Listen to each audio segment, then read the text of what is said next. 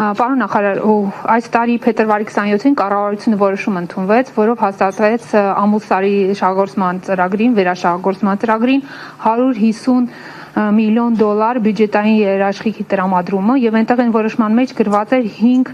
բանկի անուն, որոնցից ընդհանուր 150 միլիոն դոլար գումարի չափով ներգրավող սինդիկացիոն վարկ էր ակնկալվում։ Բայց այս ապրիլի 30-ին վերջին կառավարության կողմից ձեր կողմից չզեկուցվող հարցերի շարքում նշված էր, որ ընկերության եւ առևտրային բանկերի միջև տեղի ունեցած բանակցությունների արդյունքում փոխվել է վարկատու առևտրային բանկերի շրջանակը։ Եվ այնտեղ բյուջետային երաշխիք այդ անվանման փաստաթղթում գրված էր միայն Ամերիաբանկի անվանումը, որից պետք է ներգրավի մինչև 150 միլիոն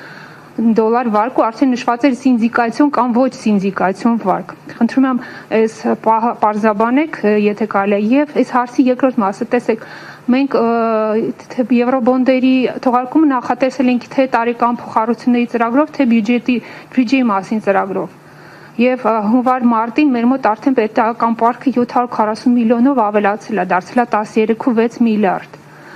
Իսկ պետական բյուջեով մենք ունենք, որ այս տարվա վերջին կառավարության պարտքը պիտի լինի 13.9 միլիարդ կամ 53.4% հնայի։ Այս բյուջետային երաշխիքի տրամադրումից հետո ինչ թվի եք կանխատեսում, որ դուրս կգաք։ Եվ թեև մեզ մեկ հարց իրավունք է տրվել, այս մասը չեմ կարող չասել, վերջերս IMF-ն ու World Bank-ը մեր հնայի աճի կանխատեսումը վերանայել են, սարքել են 4-4.5%։ Շատ տեղական էքսպերտներ էլ ասում են, որ կառավարության միակ հույսը 5.1% ապահովելու հնայում նշված աճը, դա ամուսարի ծրագրի շահագործումն է։ Կուզենայի լսել, ինչքանով եք դուք համաձայն Հայաստանի հետ գործընկեր միջազգային կառույցների կանխատեսումներին եւ որն է ձեր կանխատեսումը հնայի աճի մասով։ Շնորհակալություն։ Շնորհակալություն։ Իրականում երաշխիքի մասով շատ բան չունեմ ասելու։ Լիդիան ընկերությունը սկզբում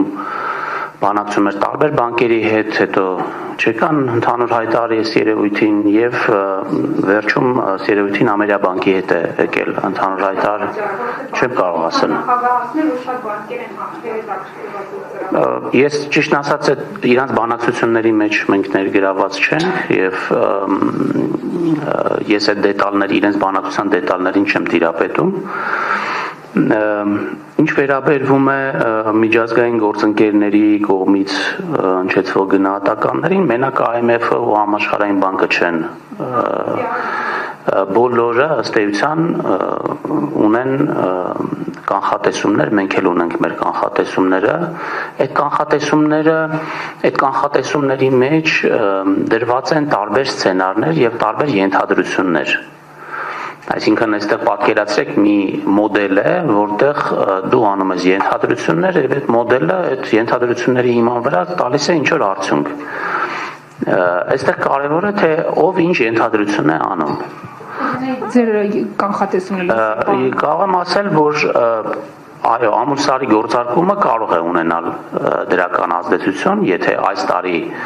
արդեն աշխատանքը սկսվի, դա կարող է որոշակիորեն մեր գնահատմամբ 0.5%-ի շրջանակներում ազդեցություն ունենալ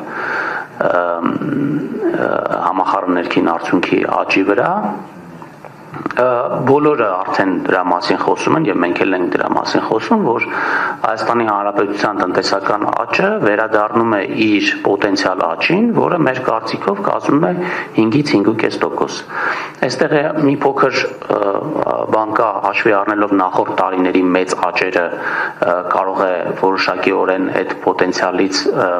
աճի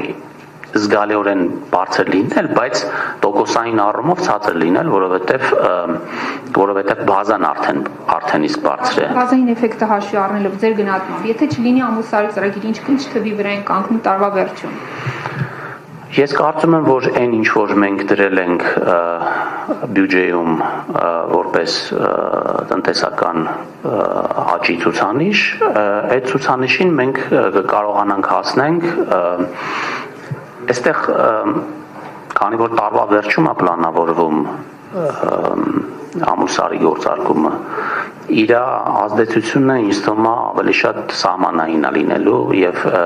կարող է 1-2% կապված երբ կարողանան իրենք արդեն արդյունք տալ, ես դա չեմ կարող հիմա մեկնաբանել։ Եվ հարցիս այդ մասը, որ ինչ թվի ենք դուրս գալու պարտքի մասով, թե կառավարության, թե պետական պարտքի մասով, եթե 150 միլիոնն էլ հաշվենք։ Ես կարծում եմ, որ այն ցուցանիշը, որին մենք այն ցուցանիշը, որը մենք պլանավորել էինք, այդ ցուցանիշի սահմաններում լինելու մեր պետական պարտքը, եթե ցնցումներ չլինեն, իսկ մեր տպավորությունն այն է, որ ցնցումներ չեն լինի,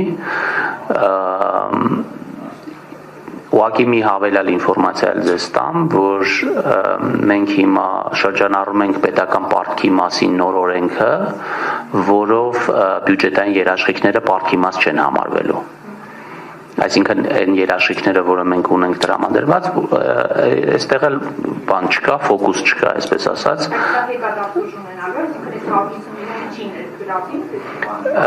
Չէ, հիմա կներգրավի, բայց երբ որ օրենքը ընդունվի, արդեն դուրս կգա դրա մեջից, որովհետև դա միջազգային ընդունված պրակտիկա է, մենք ուղղակի մեր պարտքի մասին օրենքը ուզում ենք համապատասխանեցնենք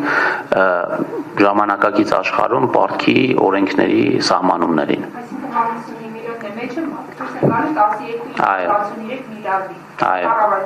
Այո։ Շնորհակալություն, պարոն նախարար, հաջորդ հարցի համար։